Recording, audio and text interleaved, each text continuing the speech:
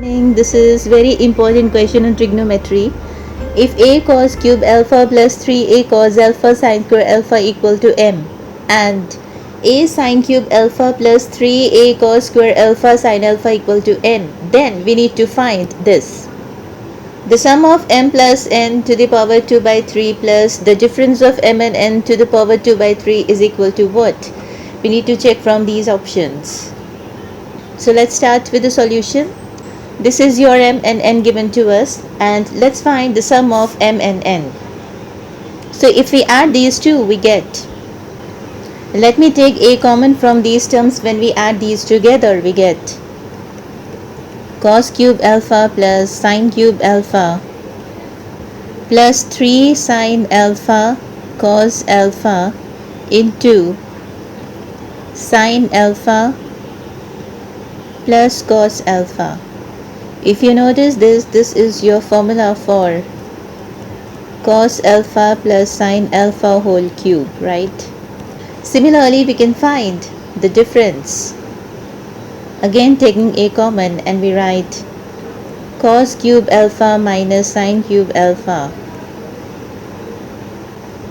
and then plus 3 cos of alpha sin alpha into sin alpha minus cos alpha.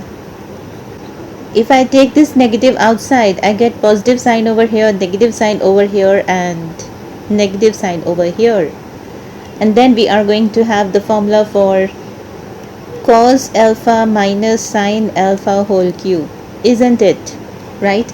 And then we need to find the sum of these two. We already having the value of m plus n and m minus n. Let's take the power 2 by 3 to these and adding these two. So we get the sum of m plus n to be this one, that is a to the power 2 by 3 into cos alpha plus sin alpha to the power 3 into 2 by 3, right? So these two cancelled out, and we are having square over here, plus putting the value of m minus n, that is a to the power having this power 2 by 3 into cos of alpha minus sin of alpha to the power 3 into 2 by 3. This also cancelled out, and we are having square over here. So this is a to the power 2 by 3 into, taking the square, this is cos square alpha plus sin square alpha plus 2 cos of alpha sin alpha plus cos square alpha plus sin square alpha minus 2 cos alpha sin alpha.